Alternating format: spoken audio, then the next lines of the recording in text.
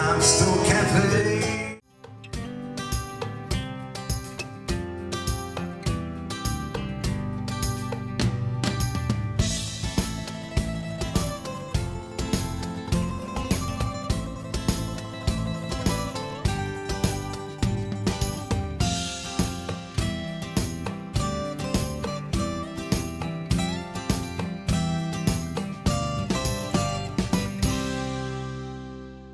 Merħba tielet episodju tar-raba' staġun ta' Maltese DownUnder. Jiena Marlene Scicluna nirringrazzjakom li qed terġgħu tingħaqdu magħna għal dan il-programm bi produzzjoni kollha kemm mill-belt ta' Melbourne. Nista' ngħid li l-programm tal-lum ser ikollu ftit minn kollox għal kulħadd. Illum infatti għandna awtriċi, għandna grupp ta' żgħażagħ mużiċisti u nispiċċaw il-programm fil-kċina ma' xef Malti.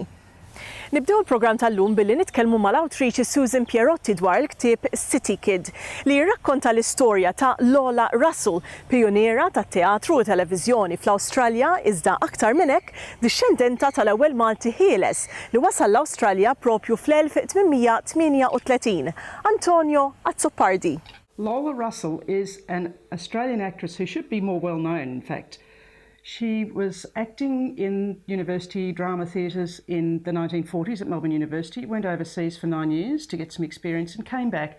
And she was actually an Australian pioneer. She was acting in the very early days of television in the 1960s in shows like Consider Your Verdict and Beauty and the Beast. And she was also a pioneer actress. She was the first person to produce Samuel Beckett plays in Australia. And she didn't get the easy play that everybody thinks of, Waiting for Godot. She got the very hard one, Endgame.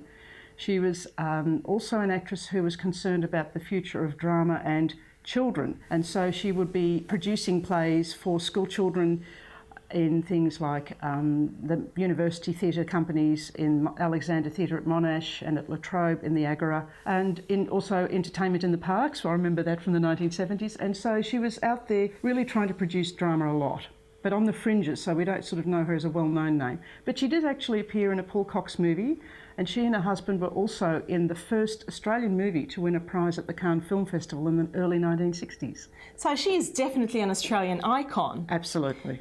How does the Maltese connection come in? Well, Lola asked me to edit and publish her book, and so I was roaming through of her incredibly wonderful memories. And I noticed that her grandfather, who she lived with her parents, his name was Azzopardi. And I thought, that's an unusual name. And she mentioned that her grandfather's father, Antonio Azzopardi, arrived in Melbourne in 1838. Now, I studied Australian history and I thought Melbourne white settlement was 1835. That's only 3 years after Melbourne was settled by white people. That's very early. So I did a bit of research. And her great-grandfather, Antonio Azzopardi, was the first free Maltese settler to settle in Melbourne and possibly in Australia. He was on a merchant ship and he'd come from Malta, but he was sailing between Sydney and Melbourne doing trade and things. So he first arrived in 1838, but he hadn't settled here, he was still on the ships. But the story is that in the very early 1840s, he went up Elizabeth Street, and of course at that time it would have been a sewer. Yeah. But there was a little cafe there near what is the old post office building. And he went in and he sat down and he was served a cup of tea by a very nice young Scottish girl, and they fell in love. So they got married, and they also settled around near the post office. Now, behind the post office is a little lane called Angelo Lane, and that is named after their eldest son, Angelo Azzopardi. Now, they did very well in the gold rush because he was doing general store business and supplying food and blankets and shovels, and they earned quite a lot of money. Around the 1880s, when we have Marvellous Melbourne, and Marvellous Melbourne was because of the gold rush, has become a very wealthy city. It was in fact the second largest city in the British Empire. And there were opera companies coming, and because Antonio could speak Maltese and Italian, they could talk to the opera singers. Their sons were lithographers, they produced the programs, they were doing very, very well. The second son, Valletta, was apparently a very charming young boy. And so Valletta was the name? Valletta was the name, yes. Yeah. He named his children after places and people. Right. A curious mix of Scottish and Maltese, very strange. So his name is Valletta Sanderman, which was his mother's surname. So Valletta was the second son, and Valletta made the mistake of falling in love with another Scottish girl, but she was from the wrong end of Richmond, and she was merely a tailoress. And so they got married, and the parents weren't happy, and the marriage was a complete disaster. But apparently they managed to produce 8 children.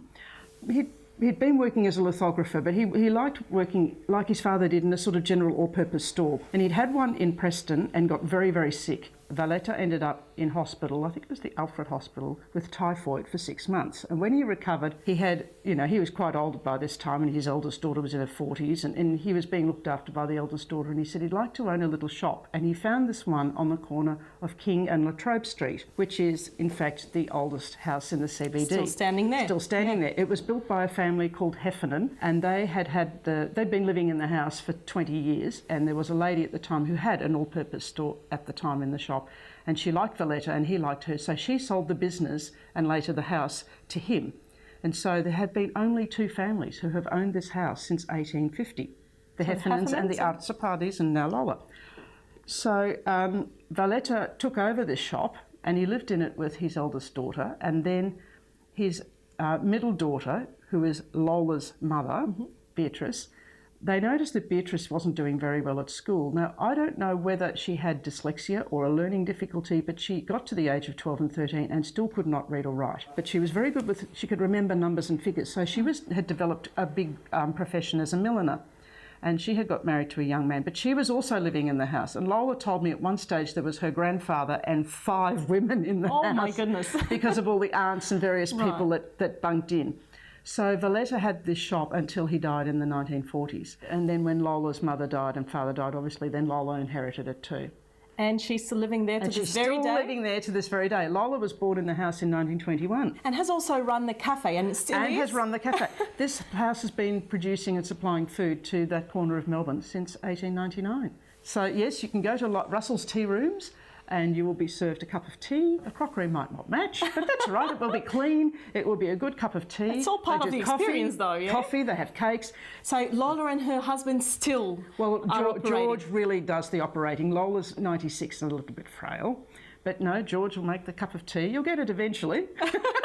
And he'll make the sandwiches. So going back to Angelo Azzapati, there is a connection between Angelo Azzapati and the Carlton Football Club. There is. I gave a talk about Lola's story at the Maltese Historical Society, and I loved that talk. It actually gave me more information than I gave them. And they told me, did I know anything about Angelo Azzapati? This is Lola's great uncle. And I said, no, I didn't. Well, apparently Angelo, who was the eldest, he played for the Carlton Football Club, and he was, I think, the first non-Anglo-Saxon player for an Australian football team. And so he played for a little while with Carlton, and he was known as the Maltese Knight. Oh. He actually didn't live very long. He only lived till he was about 50. And I found out that after he played for Carlton a little while, and he was also a government lithographer, for some reason he went to New Zealand and he started an optometry business.